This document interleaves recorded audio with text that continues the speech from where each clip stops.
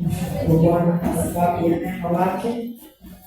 Unapotia imani yako kwa Yesu, yeye ndiye anayemaliza kiu ya aina yote na kutupatia maji ambayo haiwezi kuisha. Yesu akamwambia mwanamke Msamaria, maji ambayo itakupatia itakuwa streams of water flowing from your belly.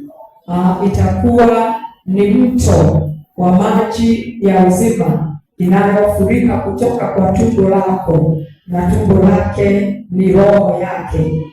May the Lord give us that grace. Bwana atupatie hiyo maji ya kwamba kila siku hatutapata kiu katika jina la Yesu. Baba, katika jina la Yesu tunakushukuru tunaporespondi kwa neno lako ambalo umetuzungumzia siku ya leo. Asante kwa sababu neno lako lina uzima. Asante kwa sababu neno lako halina madoido Bwana. Neno lako Mungu wetu wa mbingu ni lile lile ambalo ulilitumia kuumba mbingu na nchi Bwana, na vyote vilivyomo Bwana. Asante kwa sababu Kristo una maji ya uzima, na tutakapokunywa wewe kila siku hatutapata kiu, hatutapata njaa Bwana. Chakula ya ulimwengu Bwana yanaleta njaa kila wakati, lakini Kristo mkate wa uzima uliotoka mbinguni Jehova hautaweza kutuletea njaa na kiu. Pokea sifa. Tunaishi nyakati ambazo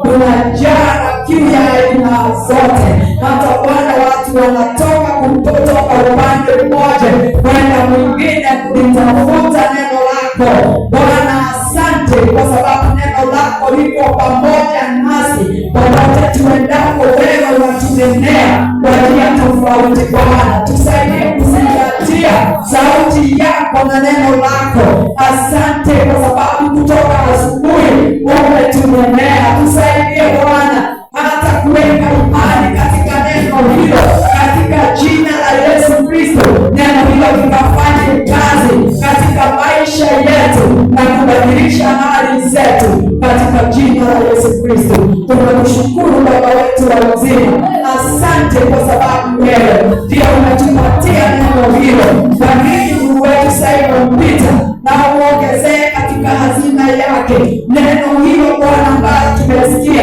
likaendelea Bwana kuwa kumi Bwana ya kuendelea Bwana kuchoma madhabahu, kama vile ulitukumbusha siku ya Jumapili ya kwamba kila asubuhi makuhani waliongeza kuni katika madhabahu Bwana, ili moto wa madhabahu kusizike katika jina la Yesu. Tunaomba hata asubuhi ya leo na asubuhi ya leo Bwana, neno ambalo unatuzungumzia katika ushirika Bwana, tunapomsoma Biblia yetu Bwana, ikatusaidia kuendelea kufanya madhabahu ya roho zetu ikawa na moto katika jina la Yesu.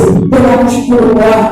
Endelea kuwa nasi Bwana hata wiki inayokuja Bwana. Tuacha neno hilo Jehova tukalifakari katika jina la Yesu, na ikazae matunda ya kudumu katika uzima wa milele. Tunakushukuru Mfalme na tunalinua jina lako kwa sababu wewe ni mwema na wewe ni mwaminifu, na ni katika jina la Yesu Kristo tunaomba na kushukuru. Amen.